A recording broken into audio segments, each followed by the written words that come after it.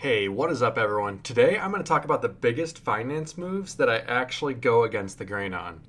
And these are just a lot of opinions and things where people would look at me and say, Paul, that's not a financially smart thing to do. But I do it anyways, and there's a lot of reasons behind it. So the first thing is home ownership. It's not the best way to build wealth from my view. And I am still renting. I've always been renting.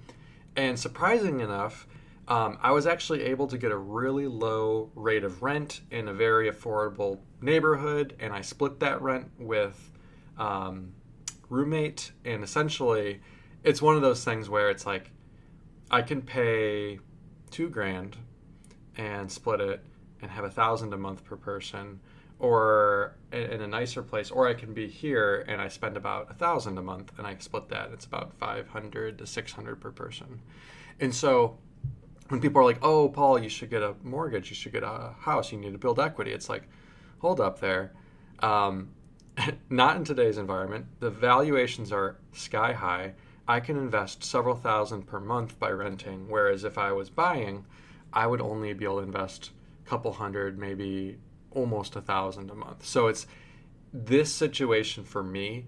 It's really something I've gone against the grain on. I've had so many people tell me, Paul, you need to buy, you need to build equity, X, Y, and Z, the whole story.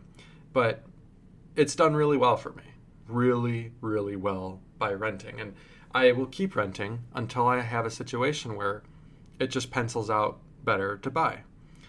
The next finance move that I go against the grain on is I like to actually buy higher quality food now. Not back in the day, but now I will spend, you know, maybe if there's $12 for steaks at Fry's, I'll go to Sprouts and I'll get the $18 one. And I just like the higher cuts of meat. I like they taste better. I've done side by side comparisons and I genuinely like the produce. I like how the food tastes. I feel better as well when I eat the higher quality food. And so I can justify spending more money on higher quality food because I feel better in the day. I'm more productive during the day.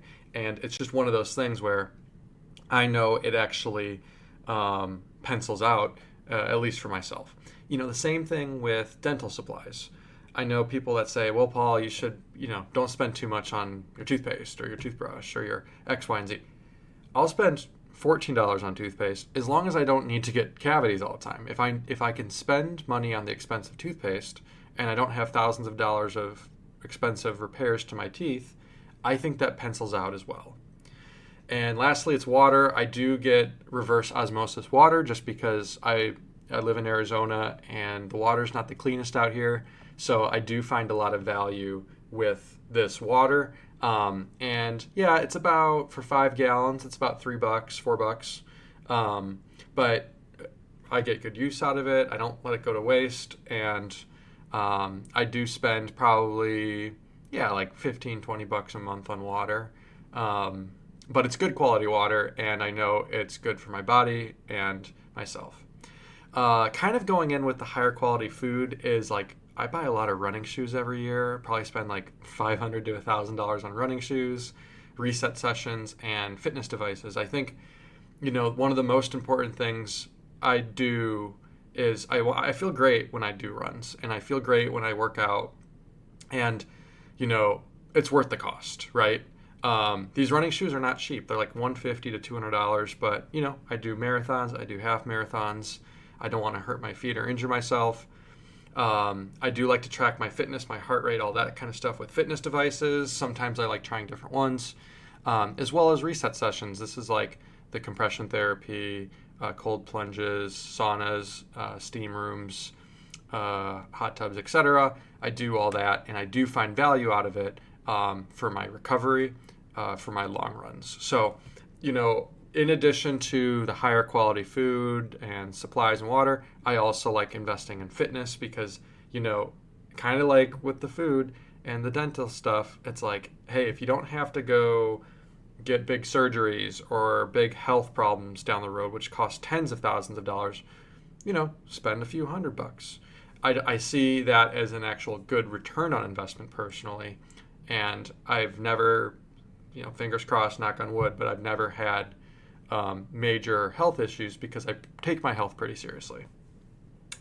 The next one I would say is, you know, how how do these things serve me? So like for some people, it doesn't make sense to do certain things like this. Like some people, for it's home ownership is the best. And I think you just got to ask yourself, how do any of these things serve you? If you're in Alabama and you can get a house for cheap, like 200, 300K, and it's a nice neighborhood, nice house, do it. It's just, you got to ask, are you paying a lot of interest? Are you spending too much on X, Y, and Z? How does it serve your life purpose? You can't just save every single penny necessarily. The next thing that I go against the grain on is I get so many people asking me about, hey, when are you going to get a new car, like a more expensive car? You can afford so much, Paul. I just drive an old Honda. Honestly, I love cars. I really do. But I'm like, go big or go home. I want to get a dream car one day, and I don't want to stop at like, oh, I'm going to get a nice, Corvette. No, I have certain cars that I want, and it's one of those things. I don't mind driving the old Honda until I can get to where I want to get. And I also know I don't want so much of my net worth going down in value. So if I buy a $100,000 car, a percentage of my net worth is going down in value. I should be able to buy it 3 times over, cash on the barrelhead, and have it be easy for me. I don't want to be one of those guys that like finances it, and then I'm in that whole loop of financing a vehicle. I also have kind of slowed down on the Amazon packages. Like everyone in my neighborhood, I always see like a new package at their doorstep, and that's cool. Like people need to get their stuff, but I kind of noticed like I can buy the same stuff at Walmart or Target or Fry's much cheaper. And so you're paying for that convenience through higher prices and through those annual Prime fees. You're paying for the convenience with Amazon. And I just think, it's almost addicting when you press a button and then 5 hours later the package is at your front door. I don't mind. I'm also like, I want to have to go out of my way if I'm going to buy something. There's so much junk. I mean, I don't even buy that much stuff anymore, and I still have so much stuff. And it's like, I don't want all this stuff. It's just junk. And I kind of want to get to the point where I end up, having to like get rid of some stuff and get rid of junk. I don't want more junk from Amazon. It's all plastic and Chinese, and it's just one of those things where I don't want to buy a bunch of useless crap. And I get it. There's some things that are cool, knickknacks, but I've been slowing down on that, and I probably only do every quarter, maybe 2 Amazon purchases, if that. And it used to be bad for me. It used to be like a couple times a week I would get a new package. With that, here's another thing. People are like, oh, Paul, like don't, like if you're going to watch sports, get a subscription and then watch it at home. You'll save money. And it's like, I don't really like watching sports that much to spend 20, 25, 30 a month on a subscription fee. And another thing is, I don't necessarily want to have a subscription because it's just another thing that I feel like I have to use. So what I do is I'll actually go to a bar or a restaurant and I'll have a beer and I'll socialize with people, and then I'll watch the game there. Yes, I get it. It's going to cost me more money. But I get to socialize, I get to talk to people, I get to leave the house, and I just think it's a good thing to get out there. I understand that you can save money by having that sports subscription and just having your own beer at home, and but I think half the fun of sports for me is talking with other people and chit-chatting and all that. I don't find much value sitting at home and watching it on my own. I like talking to people and having a good time. So that's something I do a little different than most as well.